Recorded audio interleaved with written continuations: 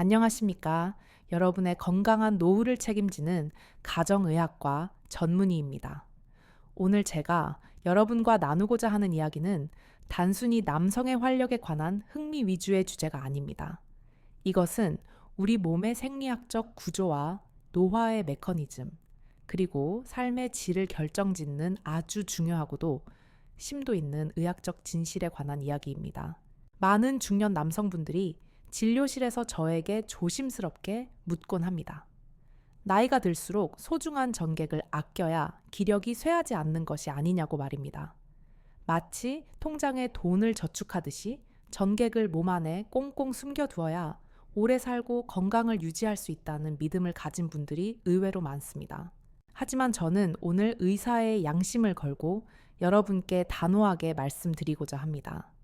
그러한 믿음은 현대 의학적 근거가 전혀 없는, 오히려 건강을 해칠 수 있는 위험한 오해입니다. 우리 몸의 전립선은 고정된 저장 탱크가 아니라 끊임없이 체액을 생산하는 공장과 같습니다.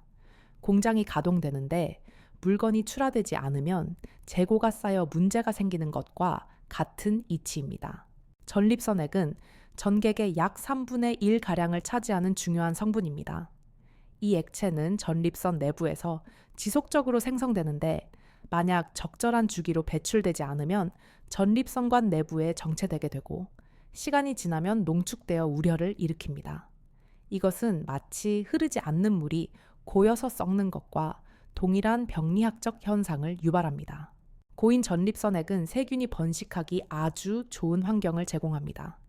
이로 인해 비세균성 전립선염이나 만성 골반 통증 증후군이 발생할 확률이 급격히 높아집니다. 여러분이 아끼려고 했던 그 행위가 오히려 염증이라는 화살이 되어 여러분의 하복부와 회음부를 공격하는 결과를 초래하게 되는 것입니다.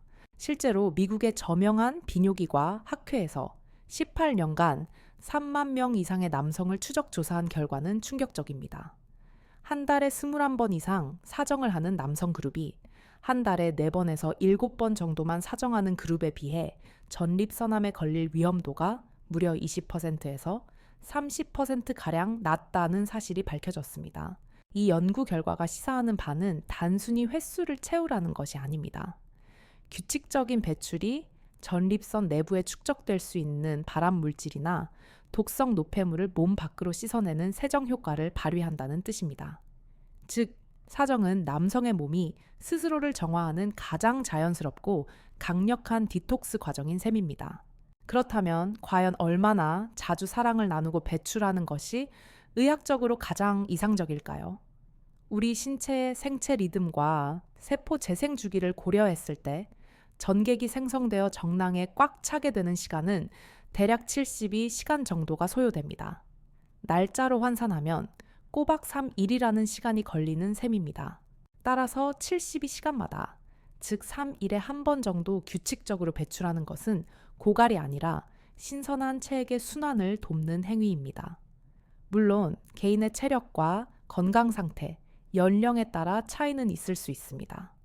20대나 30대처럼 매일 하거나 하루에도 몇 번씩 하는 것은 무리일 수 있습니다. 하지만 60대나 70대라 하더라도 일주일에 한 번에서 2번 정도는 반드시 배출을 해주어야 전립선 건강을 유지할 수 있습니다. 만약 파트너가 없는 상황이라 하더라도 자가 위로를 통해서라도 주기적으로 전립선액을 비워내는 것이 의학적으로 권장되는 관리법입니다. 어떤 분들은 사랑을 나누되 사정은 하지 않는 접이불루를 맹신하기도 합니다. 손혁경과 같은 고대 방중술 서적에 나오는 이 개념은 과거 영양 상태가 극도로 나빴던 시절 단백질 손실을 막기 위한 방편이었습니다. 현대인들은 영양 과잉의 시대에 살고 있으므로 전혀 맞지 않는 논리입니다.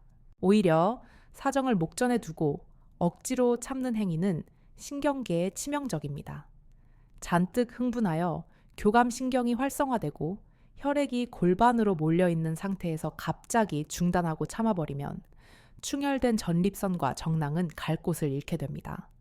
이는 전립선 비대증을 악화시키고 벤뇨 장애를 유발하는 직접적인 원인이 됩니다. 이제 화제를 조금 돌려 중년 이후의 부부 관계를 개선하는 구체적인 방법에 대해 말씀드리고자 합니다. 오래된 연인이나 부부가 침실에서 지루함을 느끼는 것은 사랑이 식어서가 아니라 뇌가 익숙한 자극에 더 이상 반응하지 않기 때문입니다. 이때 필요한 것은 뇌를 깨우는 새로운 감각적 자극입니다. 제가 의사로서 강력하게 추천하는 첫 번째 방법은 해부학적 지식을 활용한 마사지입니다. 여성의 질 내부에 G스팟이 있다면 남성에게는 P스팟이 존재합니다. 이것은 전립선을 뜻하는 영어 단어의 앞 글자를 딴 것으로 남성의 회음부 안쪽에 위치한 전립선을 직접적으로 자극하는 지점을 말합니다. 고환과 항문 사이의 중간 지점인 회음부는 겉으로 보기엔 평범한 피부 같지만 그 안쪽 깊숙한 곳에는 수많은 신경 다발과 혈관이 얽혀 있습니다. 이곳을 아내가 손가락으로 지그시 누르거나 부드럽게 마사지해주면 전립선에 직접적인 진동이 전달되어 평소와는 차원이 다른 쾌감을 느낄 수 있습니다. 이 회음부 자극은 단순히 성적인 쾌락만을 위한 것이 아닙니다. 이곳을 주기적으로 마사지하면 골반 저근의 혈류량이 증가하여 발기부전을 개선하는 데에도 탁월한 의학적 효과가 있습니다. 또한 전립선 비대증으로 인한 소변 불편감을 완화하는 데도 도움을 줍니다. 두 번째로는 심리적인 기법인 역할극을 침실에 도입하는 것입니다. 다소 민망하다고 생각하실 수 있겠지만 이는 뇌과학적으로 매우 효과적입니다. 평소에 남편과 아내라는 고정된 역할에서 벗어나 왕과 후궁 혹은 주인과 하인 같은 가상의 권력 관계를 설정해 보십시오. 이러한 설정은 뇌의 전두엽을 자극하여 도파민 분비를 촉진합니다. 도파민은 우리가 새로운 것을 경험하거나 보상을 기대할 때 나오는 신경 전달 물질로 성적 흥분을 일으키는 기폭제 역할을 합니다. 단조로운 일상에 파격을 주는 것만으로도 신체는 젊었을 때처럼 반응하게 됩니다. 세 번째로 강조하고 싶은 것은 윤활제의 사용을 생활화하라는 것입니다. 많은 중년 남성분들이 윤활제를 사용하는 것을 자존심 상해하거나 자신들의 능력이 부족해서라고 오해하는 경우가 있습니다. 하지만 이것은 노화에 따른 자연스러운 신체 변화에 대응하는 현명한 의료적 처치입니다. 여성이 폐경을 맞이하면 에스트로겐 호르몬이 급감하여 질벽이 얇아지고 건조해집니다. 이 상태에서 무리하게 삽입을 시도하면 여성은 끔찍한 통증을 느끼게 되고 남성 또한 마찰로 인해 성기 피부에 미세한 상처를 입을 수 있습니다. 이런 통증의 기억은 성관계를 기피하게 만드는 가장 큰 원인입니다. 약국이나 편의점에서 쉽게 구할 수 있는 수용성 윤활제 하나만 있어도 부부의 잠자리는 고통이 아닌 환희의 시간으로 바뀔 수 있습니다. 윤활제는 부족한 체액을 대신하여 점막을 보호하고 감각을 예민하게 만들어주는 필수적인 사랑의 묘약이자 의료용품입니다. 마지막으로 많은 남성분들의 영원한 숙제이자 고민인 크기에 대해 이야기해 보겠습니다.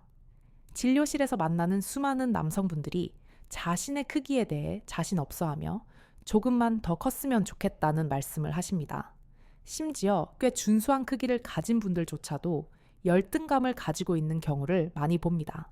그러나 2020년 성의학 저널에 발표된 객관적인 데이터는 우리의 통념을 깹니다. 한국 남성을 포함한 전 세계 남성의 발깃이 평균 길이는 약 13cm에서 14cm 사이입니다. 여러분이 생각하는 18cm, 20cm는 극히 드문 예외적인 경우입니다. 더욱 중요한 것은 여성의 해부학적 구조입니다. 여성이 성적 쾌감을 느끼는 감각신경은 질 입구에서부터 약 5cm 내지 6cm 깊이까지만 분포되어 있습니다. 그 이상의 깊은 곳은 아이를 낳기 위한 통로일 뿐 성감을 느끼는 조직이 거의 없습니다. 따라서 남성의 성기가 5cm 이상만 삽입된다면 여성이 느낄 수 있는 물리적인 자극의 조건은 이미 완벽하게 충족된 것입니다. 오히려 너무 길거나 굵은 성기는 자궁경부를 강하게 찔러 여성에게 하복부 통증과 불쾌감을 유발하는 원인이 되기도 합니다. 실제로 여성들을 대상으로 한 설문조사에서 80% 이상이 크기는 중요하지 않으며 현재 파트너에게 만족한다고 답했습니다.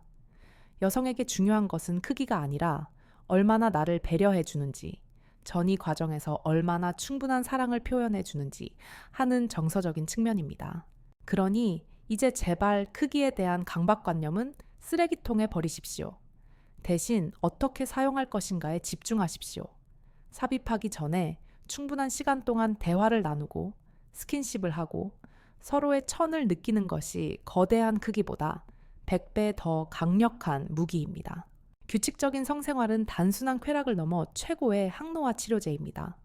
사랑을 나눌 때 우리 몸에서는 옥시토신과 엔도르핀이 쏟아져 나와 스트레스 호르몬인 코르티솔 수치를 급격히 떨어뜨립니다. 이는 혈압을 안정시키고 심장 질환을 예방하는 효과가 있습니다. 또한 사정 후 찾아오는 나른함은 천연 수면제 역할을 하여 불면증에 시달리는 노년기의 수면 질을 획기적으로 개선해 줍니다. 깊은 잠을 자는 동안 우리 뇌는 치매 유발 물질을 청소하고 손상된 세포를 복구하는 작업을 수행하게 됩니다. 결론적으로 건강하고 활기찬 노년, 그리고 장수를 원하신다면 사랑을 멈추지 마시고 억지로 참지도 마십시오. 일주일에 한 번 72시간의 법칙을 기억하며 여러분의 전립선을 건강하게 비워내고 다시 채우는 순환을 지속하십시오. 크기에 연연하지 말고 윤활제와 같은 도구를 적극 활용하며 새로운 자극을 찾아 끊임없이 시도하는 여러분이 되시길 바랍니다. 여러분의 남은 인생이 사랑으로 인해 더욱 건강하고 풍요로워지기를 가정의학과 전문의로서 진심으로 응원합니다. 오늘 제가 드린 이 의학적 조언들이 여러분의 침실에 새로운 활력을 불어넣는 계기가 되기를 바랍니다. 자신감을 가지십시오. 여러분은 여전히 뜨거운 사랑을 할 자격이 있고 또 그래야만 하는 의학적인 이유를 충분히 가지고 계십니다.